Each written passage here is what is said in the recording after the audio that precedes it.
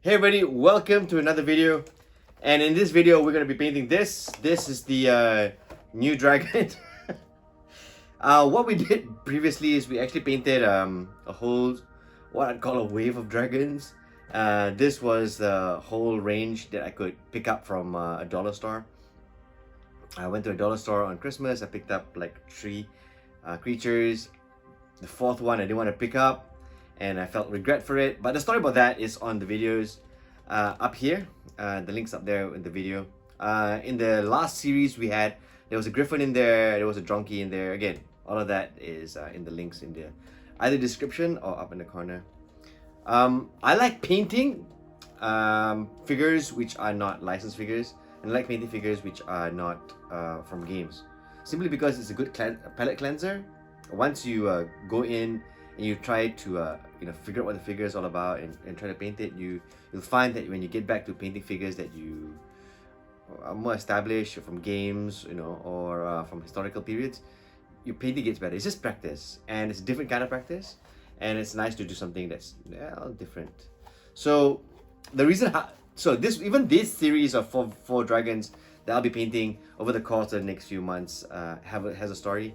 The first wave I found before Christmas at this store, and this next 4, I found after New Year's. So why am I calling them waves is because when I went back to look for that final creature which to complete the set, all those creatures were gone from the shelf. They weren't selling them anymore. And when I came back just to browse, I found 4 more dragons after New Year. So they had restocked on a whole new range, and I want to think they're different waves because even the packaging is a bit different. So I think yes, it's a different range altogether. Oh yeah, and here's the other thing. When I went back again in March, they never brought any new creatures in. So I think these 8 are gonna be so far all of it, unless of course I can find something else to paint.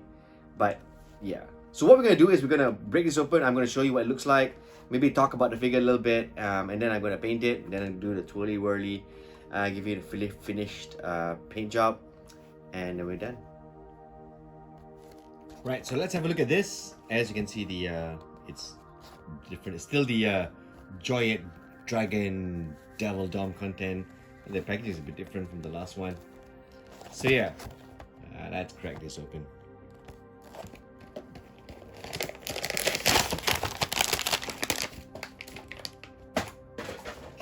Right, so let's have a look at this monstrosity over here.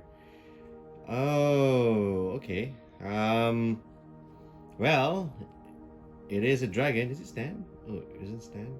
No, it doesn't stand. So it looks like it's painted gold. I don't like it, painted gold, but it's got some silver things happening here. So I guess whoever was painting this was just using metallics, I guess. And yeah, look at how bad that is. They just painted the hands like all red. Look at the face. Oh man, actually, you know what? This dragon actually looks like a looks like a bat. It's like a giant bat. it probably is a bat dragon. Yeah, so bat dragon. Yeah. So I think you know what I'm going to do. I think that's what I'll do.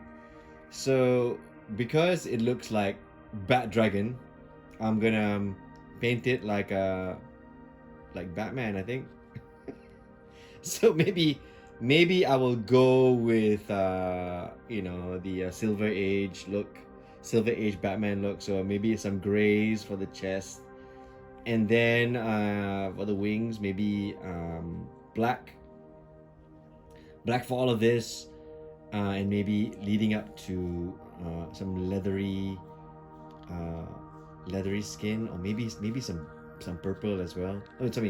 Some gray. So it'll be a small palette. So it's like grays, And maybe the inside of this maybe will also be, I don't know, maybe black. I'm not so sure, but definitely gonna go with this painted like yeah. Yeah, painted like Batman. So yeah, there you go, man. Bat Dragon. The figure in its original colors does not look bad. I just wish it was done properly. I think the reason this is in the dollar store is perhaps because not just the cost being low, but almost no effort was put into painting the figure nicely. Now, when I have a new customer attempting to paint in the store for the first time or second time, 1 out of 5 will immediately choose the metallic colors because they believe that it's the easiest to get done with the best finish effect. Metallic colors tend to promise that. They want to get the figure done fast so they can play with it. I can only guess the amount of time it took someone to spray the figure gold and silver with a little bit of red. If this was done in an assembly line fashion, then one painter would spray it gold, one would spray it silver, and one would paint the feet red. This is one way to get figures like this done really, really quick. I want to get this figure done really, really quick. I'm going to see how fast I can get this done, and I'm hoping to complete this in under 6 hours. This figure is supposed to be a palette cleanser and practice for me, so I don't want to spend too much time on this figure. The first thing I did was give the figure a spray of Army Painter Uniform Grey. The idea is to give this figure the same color palette as the Silver Age Batman. I wanted to use greys, blue greys, black, and some yellow. Just looking at this figure, the wings could be done in black, the body done in either grey or blue grey, the yellows for the eyes, and some off-whites perhaps for the claws. So this was planned out, and it was time to paint this Bat Dragon. Oh, here's our completed figure. The Batman idea was not bad, but during the painting process, I made a lot of changes.